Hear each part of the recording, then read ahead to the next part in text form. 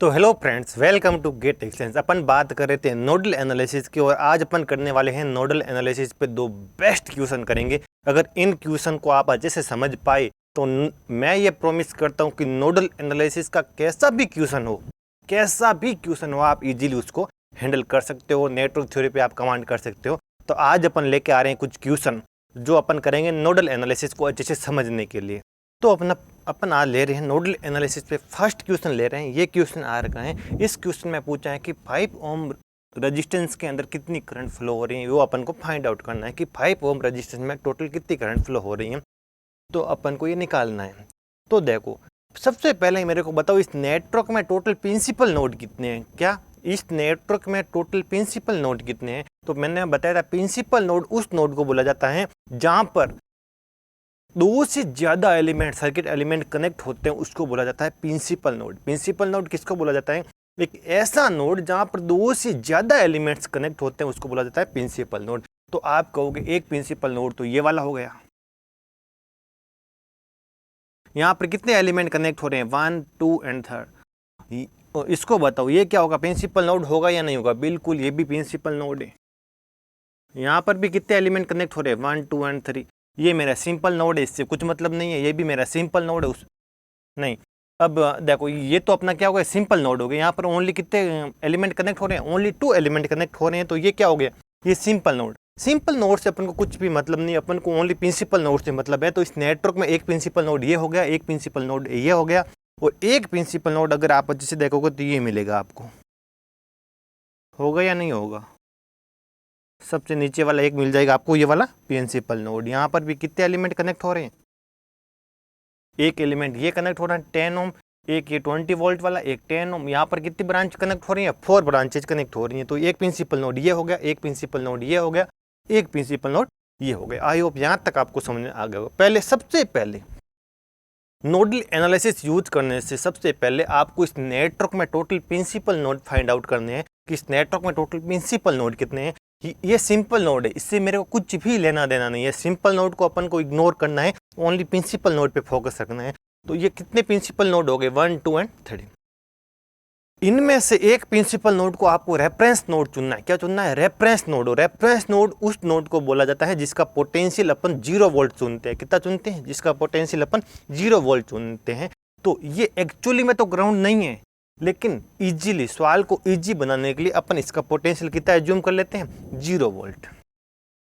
तो इस नोड को मैंने एज्यूम कर लिया, ग्राउंड एज्यूम कर लिया, मतलब इसका पोटेंशियल मैंने एज्यूम कर लिया 0 वोल्ट। आप किसी भी नोड का, किसी भी प्रिंसिपल नोड का पोटेंशियल 0 वोल्ट एज्यूम कर सकते हो। ओनली एक नोड को आप रेफरेंस नोड बना सकते हो। मैंने इसको बनाया, आप इसको बनाना चाहते हो, इसका भी पोटेंशियल 0 वोल्ट एज्यूम कर सकते हो, कोई दिक्कत नहीं। और आपको इसका भी अगर 0 वोल्ट अगर एज्यूम करता है तो आप कर सकते हो। तीनों में से किसी भी एक नोड को रेफरेंस नोड बनाना है। यहाँ पर कितने नोड है? कितने प्रिंसिपल नोड है? 3 प्रिंसिपल नोड है, 3 प्रिंसिपल नोड। इसमें से एक प्रिंसिपल नोड को रेफरेंस नोड एज्यूम करना है, और ये मेरे क्या हो जाएंगे? नॉन रेफरेंस नोड हो जाएगा। क्या हो जाएगा? नॉन रेफरेंस नोड हो जाएगा, ये वाला और ये वाला। तो एक का तो मैंने पोटेंशियल एज्यूम कर लिया 0 वोल्ट। क्या एज्यूम कर लिया? 0 वोल्ट। अब इनका ही कुछ ना कुछ पोटेंशियल एज्यूम करना पड़ेगा, इसका भी एज्यूम करना पड़ेगा और उसका भी एज्यूम करना पड़ेगा। तो यहाँ पर बताओ मेरे को कितने अननोन अपन को इंट्रोड्यूस करने पड़ेंगे इस नेटवर्क में? बताओ। नॉन रेफरेंस नोड कितने हैं? 1 एंड 2। 2 है नॉन रेफरेंस नोड, एक रेफरेंस नोड। रेफरेंस नोड का तो पोटेंशियल हो गया 0 वोल्ट। अब मेरे पास बच्चे हैं नॉन रेफरेंस नोड। कितने बच्चे हैं? 2। तो यहाँ पर कितने अननोन इंट्रोड्यूस कराने पड़ेंगे? तो आपको 2 अननोन इंट्रोड्यूस कराने पड़ेंगे। तो मैंने एज्यूम कर लिया कि इसका पोटेंशियल कितना है? x वोल्ट है। कितना है? इसका पोटेंशियल मैंने x एज्यूम कर लिया। ये जो अपना प्रिंसिपल नोड है, इसका पोटेंशियल मैंने एज्यूम कर लिया x एज्यूम कर लिया। कितना एज्यूम कर लिया? x। तो आपको पता होगा, मैंने बता देखा था, ये मान लो ये कोई 10 वोल्ट की बैटरी है। इसके अगर इस टर्मिनल का पोटेंशियल x है, तो बताओ इस टर्मिनल का पोटेंशियल कितना होगा? अगर किसी बैटरी के एक टर्मिनल का पोटेंशियल x है, दूसरे टर्मिनल का पोटेंशियल निकालना है, तो आपको पता है बैटरी की पोलैरिटी छोटा वाला नेगेटिव होता है और बड़ा वाला क्या होता है? पॉजिटिव होता है।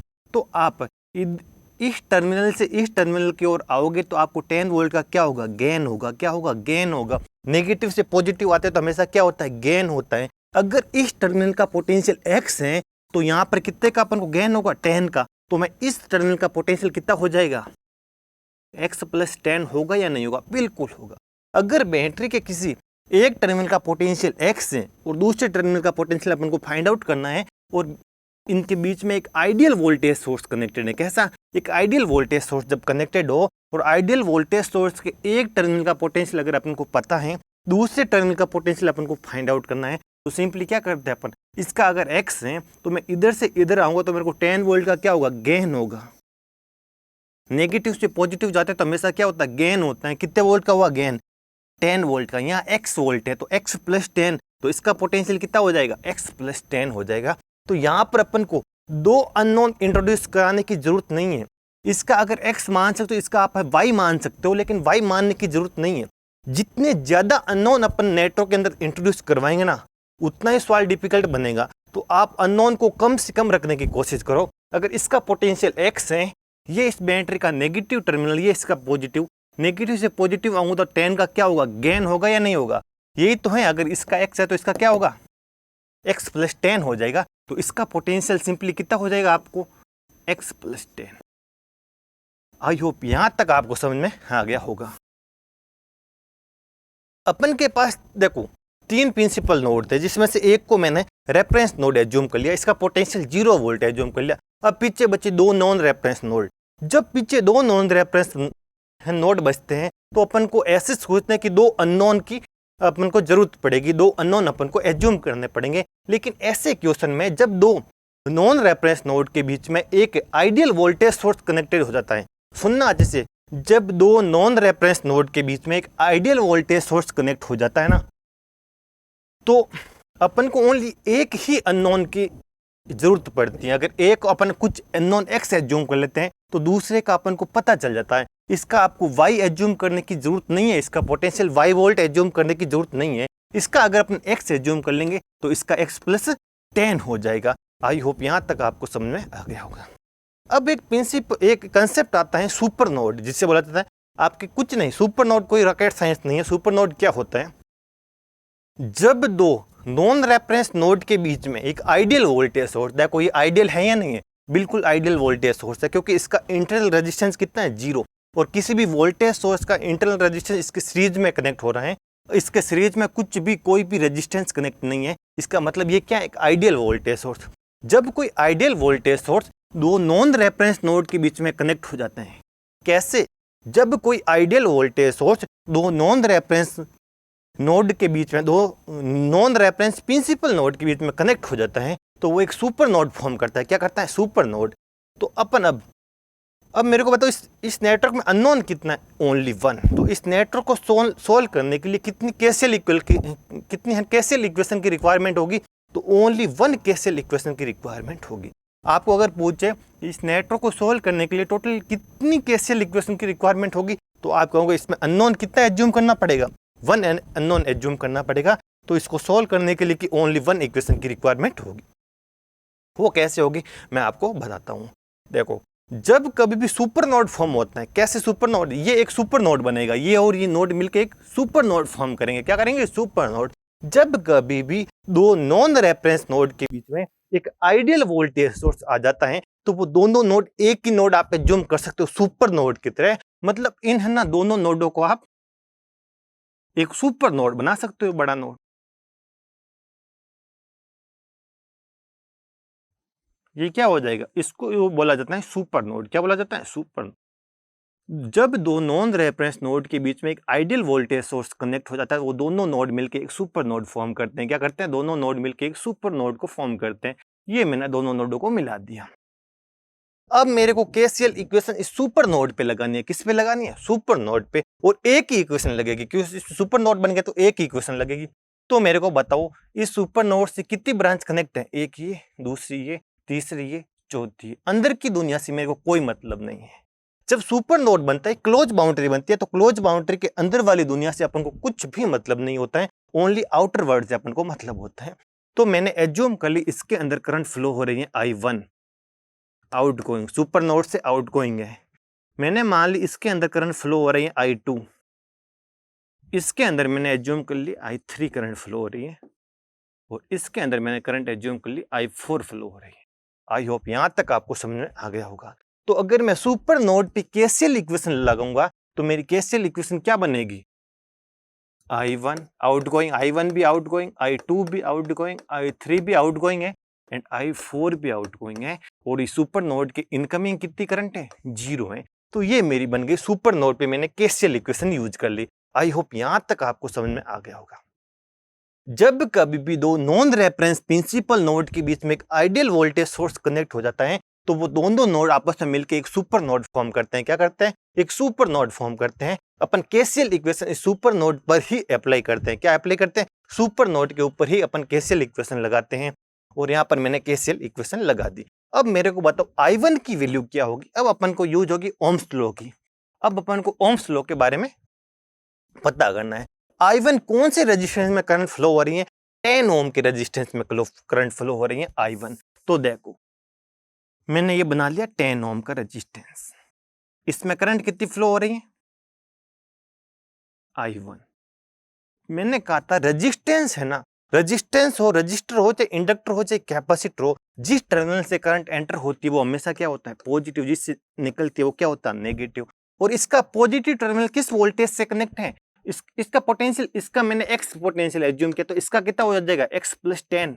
तो इसका एक टर्मिनल तो x + 10 से कनेक्टेड है, इस वोल्टेज से, और सेकेंड टर्मिनल किससे कनेक्टेड है? ग्राउंड से, 0 वोल्ट से। तो इसका पोटेंशियल कितना हो जाएगा? 0 वोल्ट। तो बताओ ओम्स लॉ के हिसाब से ये करंट की वैल्यू क्या होगी? करंट की value potential difference upon resistance. तो मेरे को बताओ पोटेंशियल डिफरेंस कितना होगा? I1 की वैल्यू क्या हो जाएगी? पॉजिटिव पे x + 10 है तो higher potential x + 10, minus negative किससे कनेक्ट है? 0 वोल्ट, 0 अपॉन कितना आ जाएगा? रेजिस्टेंस आ जाएगा 10। तो I1 की वैल्यू अपन यहां से कितनी मिल जाएगी? I1 की वैल्यू मिल जाएगी x + 10 अपॉन 10। आई होप ये आपको समझ में आ गया होगा। I1 की वैल्यू मैंने कैसे फाइंड आउट कर दी, ये आपको पता चल गया होगा। ये आप अगर आप नोट करना चाहो तो कर सकते हो, और मैं I1 की वैल्यू इधर लिख देता हूं। I1 = x + 10 upon 10। अब मैं फाइंड आउट कर रहा हूं I2 की वैल्यू। किसकी वैल्यू फाइंड आउट कर रहा हूं? अब मैं फाइंड आउट कर रहा हूं I2 की वैल्यू। तो अच्छे से देखो, I2 यानी किसमें फ्लो हो रही है? 10 ओम के रेजिस्टेंस में। ये अपना 10 ओम का रेजिस्टेंस। फिर क्या है इसके नीचे? देखो अगर मैं देखता हूं तो इसके नीचे कितना है? 20 वोल्ट की एक बैटरी है। फिर इसके नीचे क्या है? ग्राउंड ही तो है, 0 वोल्ट मतलब ग्राउंड हो गया। और इसका ये वाला टर्मिनल किससे कनेक्टेड है? इस नोड से। और इस नोड का पोटेंशियल कितना अपन ने एज्यूम किया? x + 10। इसका अपन ने x एज्यूम कर दिया, इसका x प्लस कितना हो गया? x + 10 हो गया। तो मेरे को बताओ करंट कैसे फ्लो हो रही है? ऊपर से नीचे ऐसे फ्लो हो रही है करंट I2। तो जहां से करंट एंटर करेगी वो क्या होगा? पॉजिटिव। जहां से करंट निकलेगी वो क्या होगा? नेगेटिव। तो मेरे को बताओ इसके अक्रॉस पोटेंशियल ड्रॉप कितना होगा? तो इसका तो पोटेंशियल मेरे को पता है 10 वोल्ट है, x + 10 है। मेरे को इसका पोटेंशियल फाइंड आउट करना है, जबकि इसका मेरे को पता है कितना? 0 वोल्ट है। तो 0 वोल्ट से इसकी तरफ जाऊंगा तो नेगेटिव से पॉजिटिव जाऊंगा तो क्या होगा? गेन होगा। कितने का गेन होगा? 20 का। इसका 0 है तो इसका पोटेंशियल कितना हो जाएगा? इस पॉइंट का पोटेंशियल हो जाएगा 20 वोल्ट। कितना होगा? 20 वोल्ट। आई होप ये समझ आ गया। इसका कितना है? 0। नेगेटिव से पॉजिटिव जाओगे तो अपन को क्या होगा? गेन होगा। कितने का गेन होगा? 20 का। तो इसका 0 है तो इसका कितना हो जाएगा? 20 वोल्ट इसका पोटेंशियल हो जाएगा। अब अगर मैं I2 की वैल्यू फाइंड आउट करना चाहूं तो I2 मेरे को बताओ इसके अक्रॉस पोटेंशियल ड्रॉप ये कितना होगा? पॉजिटिव किससे कनेक्टेड है? x + 10 से, माइनस नेगेटिव किससे कनेक्टेड है? 20 वोल्ट से। 20 अपॉन में रेजिस्टेंस कितना आ गया? 10 आ गया।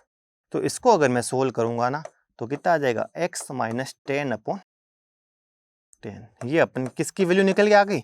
I2 की वैल्यू। आई होप I2 की वैल्यू आपको निकालना आ गया होगा। और I2 की वैल्यू कितनी ये अपन की I1 की वैल्यू। ओम्स लॉ लगा रहा हूं मैं, कुछ नहीं कर रहा हूं, ओम्स लॉ लगा रहा हूं।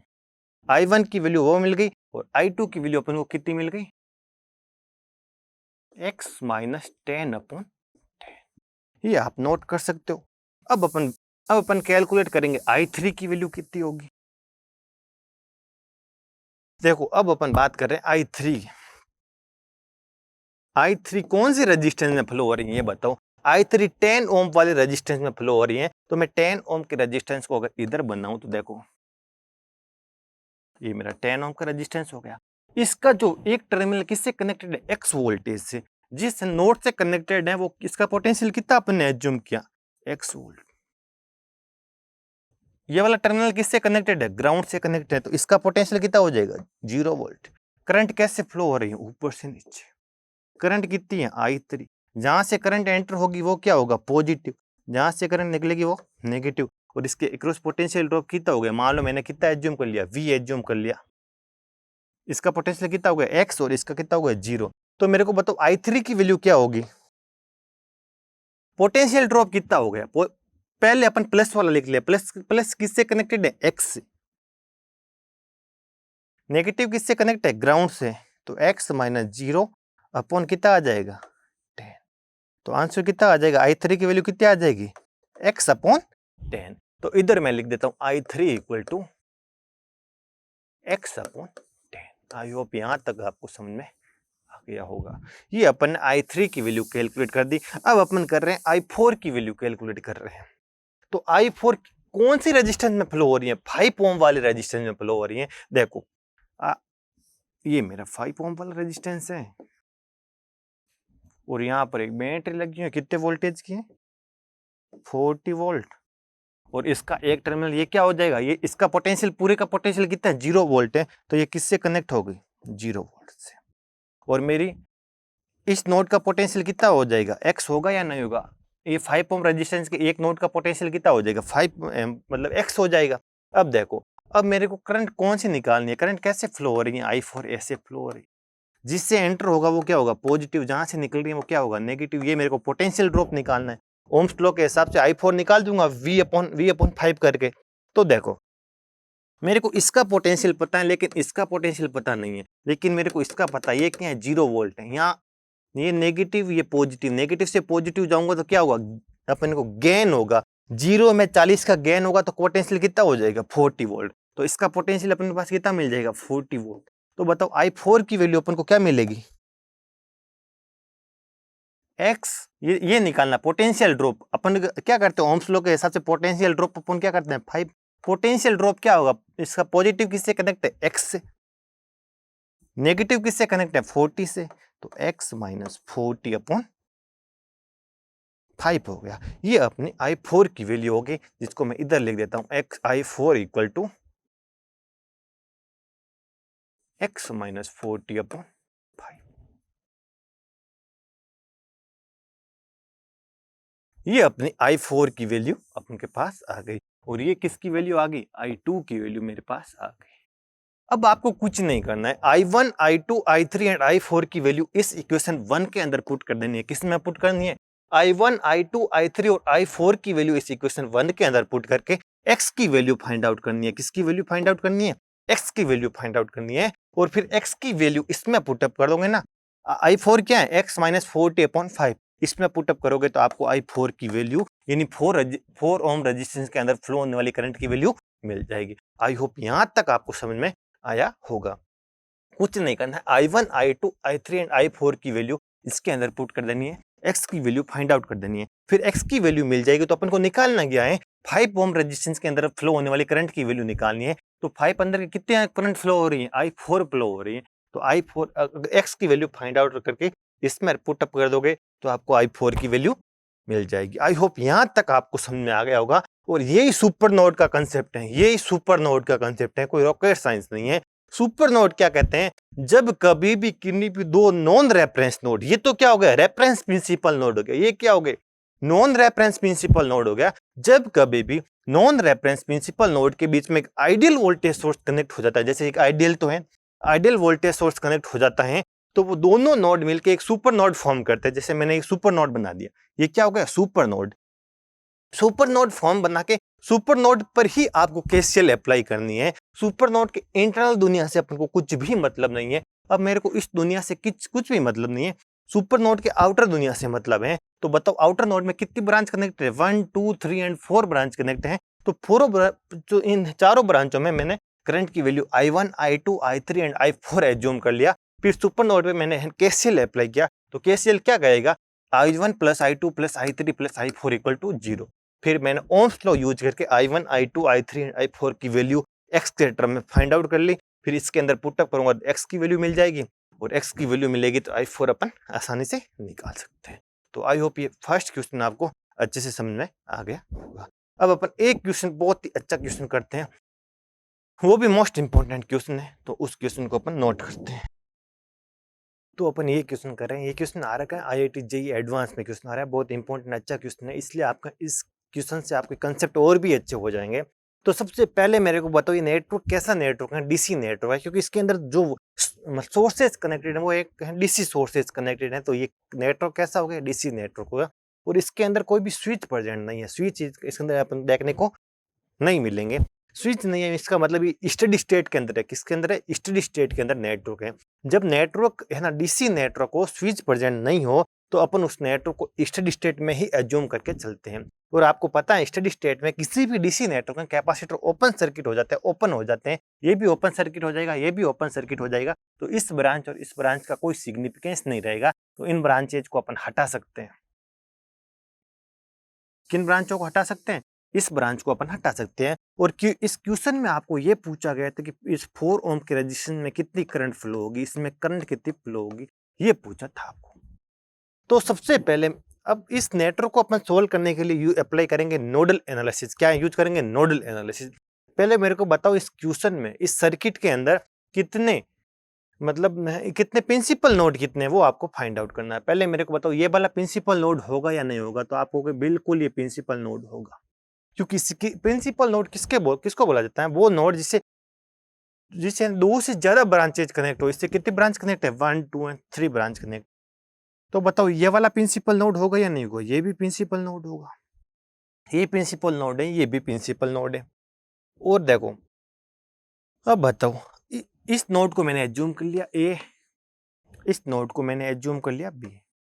अगर इस नोड को मैं अगर C एज्यूम करता हूँ, इस नोड को C एज्यूम करता हूँ, तो ये वाला नोड और ये वाला नोड तो किससे कनेक्ट है, शॉर्ट सर्किट से। जब कोई भी दो नोड शॉर्ट सर्किट से कनेक्ट होते हैं ना, तो वो एक ही नोड माना जाता है, तो ये भी क्या हो जाएगा, C हो जाएगा।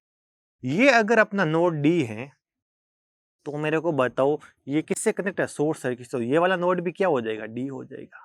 तो मेरे को आपको ये बताना है कि इस C नोड से कितनी ब्रांच कनेक्ट है। ब्रांच किससे कहते हैं, मैं ये पूछूं C नोड से कितनी ब्रांच कनेक्ट है, मतलब C नोड को एक दूसरे नोड से जोड़ने वाली कितनी ब्रांच है, ये ब्रांच नहीं मानी जाएगी। ये तो C को C से जोड़ती है, C को C से कनेक्ट करने वाली ब्रांच नहीं होती है। ये तो एक ही पॉइंट है, ये C तो क्या है, एक ही पॉइंट है, ये कोई है ना ब्रांच नहीं है। जब एक ही पॉइंट को ये C और C को, जब C नोड को C नोड से जोड़ने वाली ब्रांच का कुछ सिग्निफिकेंस नहीं होता, उसमें करंट जरूर होती है लेकिन उसका कोई मतलब नहीं होता है। तो देखो ये वाली ब्रांच कनेक्ट करती है C को B को, तो C को B से कनेक्ट करने वाली एक ब्रांच ये हो गई, और एक C को B से कनेक्ट करने वाली ब्रांच ये हो गई, तो कितनी हो गई, 1, 2। एक C को D से कनेक्ट करने वाली ब्रांच ये हो गई, एक C को D से कनेक्ट करने वाली ब्रांच ये हो गई। तो C से टोटल कितनी ब्रांचेज कनेक्ट है, 4 ब्रांचेज कनेक्ट है। आपको पता होना चाहिए, C से एक ब्रांच ये कनेक्ट है, C से एक ब्रांच ये कनेक्ट है, दूसरी C से तीसरी ब्रांच 4 ओम वाली रेजिस्टेंस वाली है, और चौथी है ये भी 4 ओम वाले रेजिस्टेंस वाली। ये C को C से कनेक्ट करने वाली कोई ब्रांच नहीं मानी जाएगी। अगर पूछे किसी भी नोड से कितनी ब्रांचेज कनेक्ट हैं, तो आपको उन ब्रांचों पे फोकस करना है जो उस नोड को किसी दूसरे नोड से कनेक्ट कर रही हैं। ये देखो C को B से कनेक्ट कर रही है तो एक ब्रांच होगी, ये भी C को B से कनेक्ट कर रही है तो कितनी ब्रांच होगी, दूसरी होगी। ये C को D से कनेक्ट कर रही है तो तीसरी ब्रांच होगी, ये भी C को D से कनेक्ट कर रही है तो चौथी ब्रांच होगी। ये ब्रांच नहीं है, ये तो C को C से कनेक्ट कर रही है तो कुछ मतलब नहीं है। इसी प्रकार मेरे को बताओ D से टोटल कितनी ब्रांचेज कनेक्ट है। ये देखो ये है D को C से कनेक्ट कर रही है एक ब्रांच, ये अपने D को A से कनेक्ट कर रही है, दूसरी ब्रांच कनेक्टेड है D से। ये भी है D को A से कनेक्ट कर रही है, तीसरी ब्रांच। ये D को C से कनेक्ट कर रही है, चौथी ब्रांच। ये तो D को D से कनेक्ट कर रही है, उसका कोई मतलब नहीं है। तो D से भी 4 ब्रांचेज कनेक्ट है, C से भी 4 ब्रांच कनेक्ट है, मतलब C भी एक प्रिंसिपल नोड है एंड D भी एक प्रिंसिपल नोड है। क्यों? क्योंकि इनसे चार चार ब्रांचेज कनेक्ट है। जबकि A से कितनी ब्रांच कनेक्ट है, ए से ओनली 3 ब्रांच कनेक्ट है, बी से कितनी ब्रांच कनेक्ट है, बी से भी 3 ब्रांच ही कनेक्ट है, जबकि सी एंड डी से 4 ब्रांचेज कनेक्ट हैं, वो आपको पता होना चाहिए। एक तो सी बी, ये वाली सी बी, एक सी डी वाली और ये सी डी वाली। सी सी वाली नहीं मानी जाएगी, एक सी को एक ही नोड को उसी नोड से कनेक्ट करने वाली ब्रांच नहीं मानी जाएगी। सी से कितनी ब्रांच कनेक्ट है, 4 ब्रांच। तो अपन के पास टोटल कितने प्रिंसिपल नोड मिले, 4 प्रिंसिपल नोड मिले। तो इनमें से नोडल एनालिसिस क्या कहता है, इनमें से एक नोड का आप रेफरेंस नोड एज्यूम कर लो, अपने हिसाब से उसका पोटेंशियल कुछ भी एज्यूम कर लो।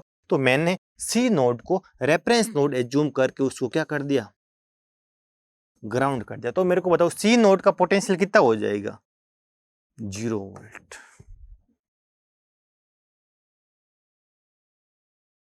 अगर सी का पोटेंशियल 0 है तो बी का पोटेंशियल के लिए मेरे को कुछ अननोन एज्यूम करना पड़ेगा या नहीं पता पड़ेगा, बताओ। सी का अगर 0 है तो बी का मैं ऐसे ही फाइंड आउट कर सकता हूं, कुछ अननोन एज्यूम करके सवाल को डिफिकल्ट अपन को नहीं बनाना है। अगर सी का पोटेंशियल 0 है तो सी देखो, सी का पोटेंशियल कितना है, 0, और मेरे को इस बी नोड का पोटेंशियल फाइंड आउट करना है और सी का पोटेंशियल है 0 वोल्ट। इनके बीच में एक बैटरी कनेक्ट है 10 वोल्ट से। तो मैं सी से बी की तरफ जाऊंगा तो मेरे को क्या होगा, 10 वोल्ट का क्या होगा, गेन होगा। क्यों गेन होगा, नेगेटिव से पॉजिटिव जाता तो हमेशा क्या होता है, गेन होता है।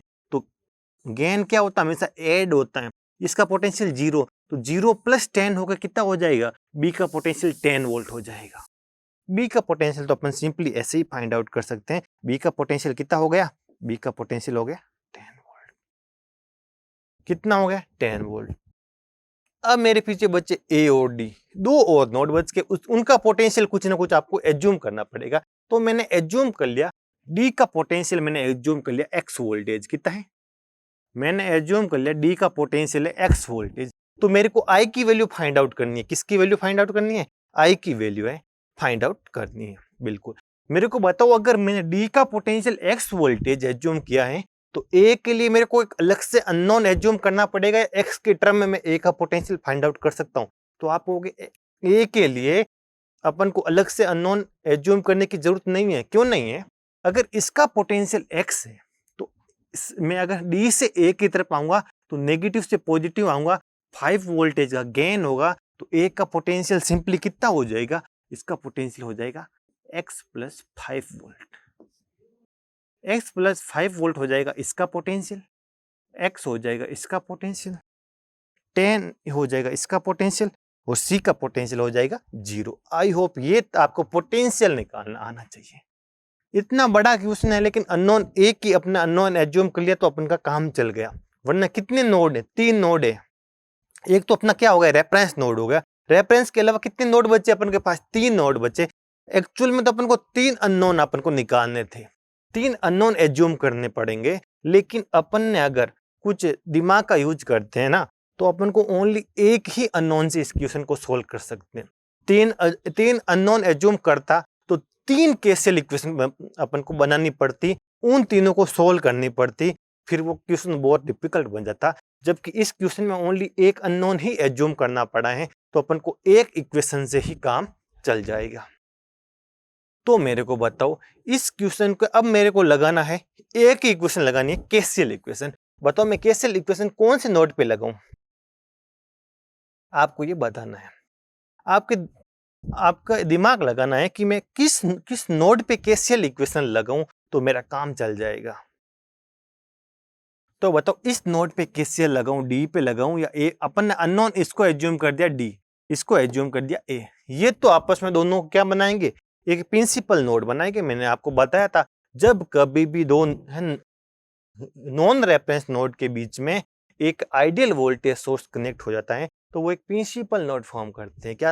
क्या फॉर्म करते हैं, एक प्रिंसिपल नोड को फॉर्म करते हैं।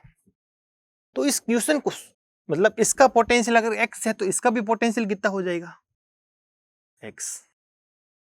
लेकिन इस क्वेश्चन को करने के लिए सबसे अच्छी बात क्या है, तो मैंने कल बताया था अपन को केसीएल को एक क्लोज बाउंड्री पर भी अप्लाई कर सकते हैं। किस पे अप्लाई कर सकते हैं, एक क्लोज बाउंड्री पर भी अप्लाई कर सकते हैं केसीएल को। वो दिमाग आपको लगाना है। ऐसे क्वेश्चन अपने गेट में भी आ रखा है। अगर आप एक क्लोज बाउंड्री एज्यूम करके उस क्लोज बाउंड्री पर केसीएल लगा दोगे ना तो इक्वेशन बहुत आसान बन जाएगा। फिर आपको अगर वो सुपर नोड फॉर्म करने की जरूरत भी नहीं पड़ेगी। कैसे नहीं पड़ेगी उसकी बात कर रहा हूं मैं। अगर मैं एक क्लोज बाउंड्री एज्यूम कर लेता हूं, देखो ये एक क्लोज बाउंड्री मैं एज्यूम कर रहा हूं, आप कुछ भी अपने इच्छा से क्लोज बाउंड्री खींच लो। ये मैंने एक क्लोज बाउंड्री खींची, इसके खींचने के पीछे एक रीजन है। क्या रीजन है? ये एक क्लोज बाउंड्री। इस क्लोज बाउंड्री पे आपको कैसे लगाना है, किस पे लगाना है? आपका क्वेश्चन एक सेकंड में सोल्व हो जाएगा। अगर आप इस क्लोज बाउंड्री पे कैसे लगाते हो, तो क्लोज बाउंड्री के अंदर वाली दुनिया से मैंने आपको कल बताया था कोई मतलब नहीं होता है। इसके इंटरनल दुनिया से अपन को कट ऑफ हो जाना है, इसके आउटर दुनिया से अपन को मतलब है। तो मेरे को बताओ इस क्लोज बाउंड्री से टोटल कितनी ब्रांचेज कनेक्ट है? तो आपको एक 4 ओम वाली कनेक्ट है, एक 2 ओम वाली कनेक्ट है और एक 4 ओम वाली कनेक्ट है। सिंपली आई होप आपको पता चल गया होगा। इस क्लोज बाउंड्री के आउटर दुनिया से कितनी ब्रांच कनेक्ट है? तो ओनली इस क्लोज बाउंड्री से कितनी ब्रांचेज बाहर निकल रही है, अंदर वाले से अपन को कुछ भी मतलब नहीं है। तो एक ब्रांच ये होगी, दूसरी ब्रांच ये होगी, तीसरी ब्रांच ये होगी। तो इस करंट को मैं अगर 4 ओम में करंट में एज्यूम कर लेता हूं, I1 एज्यूम कर लिया। 2 ओम में मैंने करंट मान लो एज्यूम कर लिया I2, और 4 ओम जो अपन को फाइंड करना मैंने एज्यूम कर लिया I3। तो इस क्लोज बाउंड्री पे अगर मैं केसीएल लगाऊंगा तो I1 भी आउट गोइंग है, इससे I2 भी आउट गोइंग है एंड I3 भी आउट गोइंग है। तो बताओ I1 plus I2 plus I3 कितना हो जाएगा?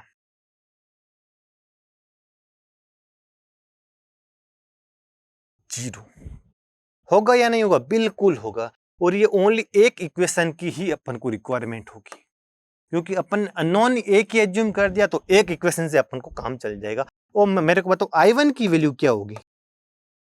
I1 देखो, I1 फ्लो किस में हो रही है? 4 ओम रेजिस्टेंस में फ्लो हो रही है। तो ये मेरा 4 ओम का रेजिस्टेंस हो गया। इसका एक टर्मिनल तो क्या है? ग्राउंड है। मतलब ये तो क्या हो गया? ग्राउंड हो गया 0 वोल्ट से। और एक का पोटेंशियल कितना? x है। फ्लो कैसे हो रही है? I1 ऊपर से नीचे।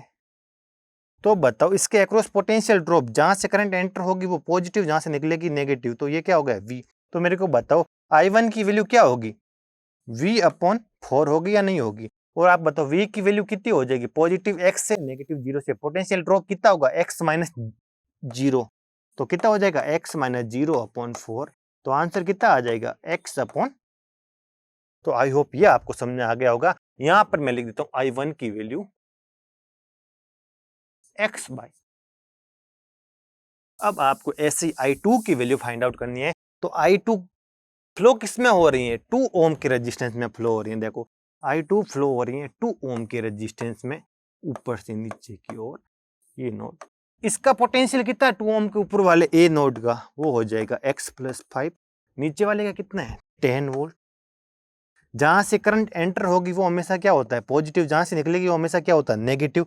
तो मेरे को बताओ I2 की वैल्यू कितनी हो जाएगी? ये पोटेंशियल ड्रॉप V हो गया। तो I2 की वैल्यू आपको हो गई पोटेंशियल ड्रॉप अपॉन 2। V का पॉजिटिव किससे कनेक्ट है? x+5 से। V का नेगेटिव किससे कनेक्ट है? 10 वोल्ट से। तो आंसर कितना हो जाएगा अपन को? पोटेंशियल ड्रॉप कितना हो जाएगा? पॉजिटिव है x+5 से कनेक्ट, माइनस नेगेटिव किससे कनेक्ट है? 10 से। तो 10/2। तो यहां से आंसर कितना मिल जाएगा अपन को? x-5/2। ये अपन को I2 की वैल्यू मिल गई। मैं I2 इधर लिख देता हूं। I2 equal to x-5/। अब मेरे को निकालना है I3 की वैल्यू। किसकी वैल्यू निकालनी है? I3 कौन सी रेजिस्टेंस में फ्लो हो रही है? 4 ओम की रेजिस्टेंस में फ्लो हो रही है। कौन सी करंट फ्लो हो रही है? I3 हो रही है, जिसके इस टर्मिनल का पोटेंशियल कितना है? x है। और इसका पोटेंशियल कितना हो गया? एक टर्मिनल तो 4 ओम किससे कनेक्ट है? D से, एक C से। C का कितना हो जाएगा? 0 हो जाएगा। तो बताओ पोटेंशियल ड्रॉप कितना हो जाएगा? करंट ऐसे फ्लो हो रही है I3। तो पोटेंशियल ड्रॉप I3 की कितना हो जाएगा? V/4। और V का पॉजिटिव किससे कनेक्ट है? x से। नेगेटिव किससे कनेक्ट है? 0 से। x-0/4। तो आंसर कितना आ जाएगा? x/। तो मेरे को बताओ I3 की वैल्यू कितनी निकल के आ गई? अब आपको कुछ नहीं करना है। I1, I2 और I3 की वैल्यू इस इक्वेशन में पुट अप करके x की वैल्यू फाइंड आउट कर देनी है, और x की वैल्यू वो इसमें पुट अप करके I की वैल्यू फाइंड आउट कर देनी है। आई होप यहां तक आपको ये क्वेश्चन समझ में आ गया होगा, ये इंपॉर्टेंट है। आप केसीएल के लिए क्लोज बाउंड्री बनानी आ गई। ये क्लोज बाउंड्री मैंने ऐसी सिलेक्ट की है कि इसे आउटर ब्रांच की मेरे को सारों का मतलब करंट पता चल जाएगी, इसलिए मैंने एक ये है ना ऐसी क्लोज बाउंड्री एज्यूम की है। जैसे जैसे आप ऐसा है ना गेट में भी क्वेश्चन आ रखे हैं, अगर आप करोगे तो आपको बहुत मजा आने वाला है। क्लोज बाउंड्री पे केसीएल लगाना आपको आ गया ना, तो कैसा भी क्वेश्चन हो, वरना आप क्या करोगे, एक सुपर नोड फॉर्म करोगे, फिर उससे करंट निकालोगे, फिर बहुत इसमें करंट है, सब कुछ करना पड़ेगा। अपन अपन बिना क्लोज बाउंड्री के भी सोल्व कर सकते हैं इजीली, लेकिन ये क्लोज बाउंड्री वाला कंसेप्ट मेरे को सबसे अच्छा लगता है। ये क्लोज बाउंड्री एज्यूम कर लो, ये करंट आप निकाल सकते हो कि इसका पोटेंशियल पता है, इसका पोटेंशियल पता है, ये भी निकाल सकते हो, इसका पोटेंशियल पता है, इसका पोटेंशियल पता है, ये भी आपको पता है, इसका पोटेंशियल पता है या इसका पोटेंशियल पता है, तो आप बिल्कुल एक क्लोज बाउंड्री के अंदर से जितनी करंट बाहर निकलती है ना, उतनी की उतनी एंटर होती है। तो इसके अंदर एंटर तो कुछ हो नहीं रहा है क्लोज बाउंड्री के, आउटर दुनिया में कितनी करंट जा रही है, I1 भी आउटसाइड है, I2 भी आउटसाइड है, और I3 भी आउटसाइड है। तो मैंने तीनों का सम कितना कर दिया, 0, क्योंकि इसके अंदर एंटर तो क्लोज बाउंड्री से I1 है ना बाहर आ रही है, I2 बाहर आ रही है, I3 बाहर आ रही है, तो तीनों का सम कितना हो जाएगा, 0 हो जाएगा। और I1 की वैल्यू मैंने ओम्स लॉ से निकाल दी, I2 की वैल्यू ओम्स लॉ से निकाल दी, और I3 की वैल्यू ओम्स लॉ से निकाल दी। अब मैं x की वैल्यू फाइंड आउट कर सकता हूँ, और x की वैल्यू मिल जाएगी, तो I3 की वैल्यू x/4 करके I3 की वैल्यू निकाल सकता हूँ। तो ये अपना होता है नोडल एनालिसिस कंप्लीट होता है। और इसके अलावा मैंने ये भी बता दिया सुपर नोड क्या होता है। सुपर नोड मतलब जब दो नॉन रेफरेंस नोड के बीच में एक आइडियल वोल्टेज सोर्स कनेक्ट हो जाता है, चाहे वो आइडियल वोल्टेज सोर्स चाहे इंडिपेंडेंट हो चाहे डिपेंडेंट हो, उससे फर्क नहीं पड़ता। इंडिपेंडेंट के क्वेश्चन हम आगे करेंगे, पर प्रीवियस ईयर गेट क्वेश्चन करेंगे ना, तो उसमें वो करेंगे जब इनके बीच में, ये तो क्या हो गया इंडिपेंडेंट, जब इनके बीच में एक है ना डिपेंडेंट आइडियल वोल्टेज सोर्स भी कनेक्ट हो जाता है, तब भी वो एक सुपर नोड फॉर्म करते हैं। क्या करते हैं, यानी जब दो नॉन रेफरेंस प्रिंसिपल नोड के बीच में एक आइडियल वोल्टेज सोर्स, चाहे वो डिपेंडेंट हो चाहे इंडिपेंडेंट हो, कुछ भी हो सकता है, लेकिन होना आइडियल चाहिए, उसका इंटरनल रेजिस्टेंस 0 होना चाहिए, तब अपन एक सुपर नोड फॉर्म करते हैं। वो कंसेप्ट सुपर नोड भी आपका हो गया। सुपर नोड वगैरह कुछ होता नहीं है, आप क्लोज बाउंड्री एज्यूम करते हो। क्लोज बाउंड्री के अंदर की दुनिया से कुछ मतलब नहीं होता है, आउटर दुनिया से आपको मतलब रखना है, और ऐसे क्वेश्चन भी आपको एग्जाम में मिल सकते हैं। तो आई होप नोडल एनालिसिस आपको समझ में आ गया होगा, और अपन प्रैक्टिस करेंगे गेट प्रीवियस ईयर में, तो आपको बहुत ही अच्छे से समझ में आ जाएगा। तो इस लेक्चर के लिए इतना ही। Thank you so much.